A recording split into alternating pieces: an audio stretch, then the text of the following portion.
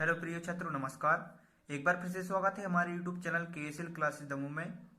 तो छात्रों, आपकी वर्कशीट आ चुकी है 2020 और 2021 और 22 की।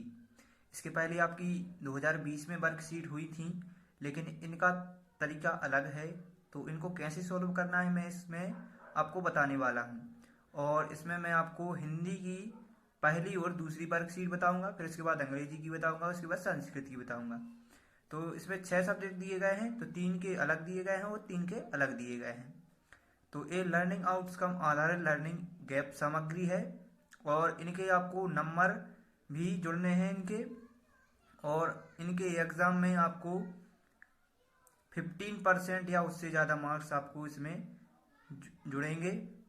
तो आप इसकी तैयारी अच्छे से कर लें और अपनी जो लर्निंग आउटकम लर्निंग गैप सामग्री है उसको अच्छे से तैयार कर लेना है। हिंदी में दिया गया है, अलंकार परिचय दिया है। तो अलंकार परिचय में पाठ 11 से शुरू है। जैसे दोहा दिया गया है, वात्सल्य के पद सूरदास ने लिखा है, जो एक दोहा दिया गया है और इसको कैसे सॉल्व करना है आप देख सकते हैं। तो आप अपनी बुक से इसको देख लीजिए। इसके बाद मैं चलता हूँ वर्कशीट 1 पर। तो वर्कशीट 1 में मैं आपको इसका आंसर बता देता हूँ। तो सबसे पहले तो गतिविधि और अभ्यास में शिक्षक और मेंटर को निर्देश दिए गए हैं। तो जैसे आप देखें, सबसे पहला क्वेश्चन दिया गया है, रिक्त स्थानों की पूर्ति कीजिए। तो सबसे पहले आ वाले में आपको भरना है अलंकार। इसके बाद बा वाले में आपको भरना है काव्य की शोभा बढ़ाने वाले तत्व अलंकार कहलाते हैं। इसके बाद सा का आंसर हो जाएगा आपका अलंकारा। इसके बाद दा का आंसर हो जाएगा शब्द अलंकार और अर्थ अलंकार। इसके बाद सेकंड का दिया है चारु चंद्र की चंचल किरणें। तो एक इसमें पंक्ति दी गई है। तो इस पंक्ति में से पूछा गया शब्दों के प्रारंभिक पंक्ति में किस वर्ण की आवृत्ति है। तो इसमें चा वर्ण की आवृत्ति आप देख सकते हैं। चारु में चा है, चंद्र में चा है और चंचल में चा है। तो इसका आंसर हो जाएगा चा वर्ण। इसके बाद आता है 4। तो इसमें पूछा गया है कि काली घटा का घमंड घटा। तो इसका क्वेश्चन दिया गया है कविता में कौन सा शब्द 2 बार आया है। तो घटा शब्द है जो 2 बार आया है। इसके बाद है कनक कनक ते सौगुनी मादकता अधिकार पंक्ति में कौन सा शब्द 2 बार आया है। तो कनक कनक 2 बार आया है। इसके बाद बा में दिया है रहमन पानी, एक दोहा दिया गया है। तो उत्तर में आपको बताना है कि मोती के लिए तो मोती का पानी हो जाएगा, मानस का पानी और चूना का पानी। तो ये आंसर हो जाएगा। तो आपकी वर्कशीट 1 कंप्लीट हो चुकी है। इस का क्या अर्थ है। तो इसका अर्थ है कि पत्ते की पीपल के पत्ते की तरह मन डोलना है, पीपल पात सरस मंडूला का अर्थ है। इसके बाद आता है भाग वर्कशीट 2। तो वर्कशीट 2 में भी एक रहीम का दोहा और एक कवि का दोहा दिया गया है। इन दोहों को पढ़कर निम्नलिखित प्रश्नों के उत्तर लिखिए। तो इन प्रश्नों के उत्तर को देना है।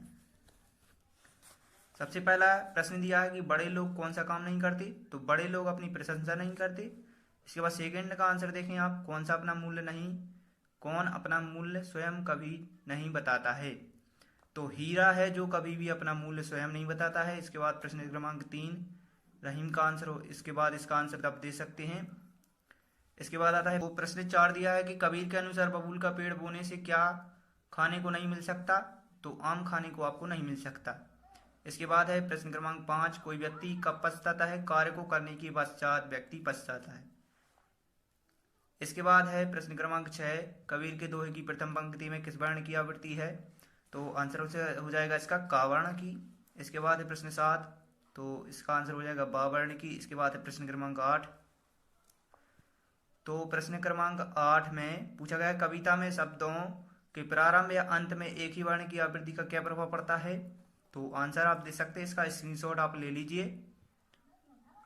इसके बाद है प्रश्न क्रमांक 9 इन दोनों में कौन सा अलंकार है। तो आंसर हो जाएगा यमक अलंकार।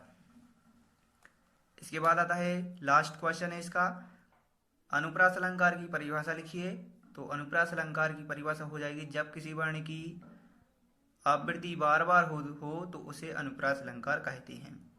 तो आपका हिंदी का वर्कशीट 1 और 2 कंप्लीट हो गया है और इसको आपको इसी तरीके से आपको लिखना है, तभी आपको अच्छे अंक मिलेंगे। तो इसके बाद चलते हैं नेक्स्ट वीडियो पर। तो अगला वीडियो आपको मिलेगा मैथ का और इसके क्वेश्चन भी मैं आपको बताने वाला हूँ। तो आप हमारे चैनल पर यदि नए हैं तो चैनल को सब्सक्राइब और शेयर जरूर करें।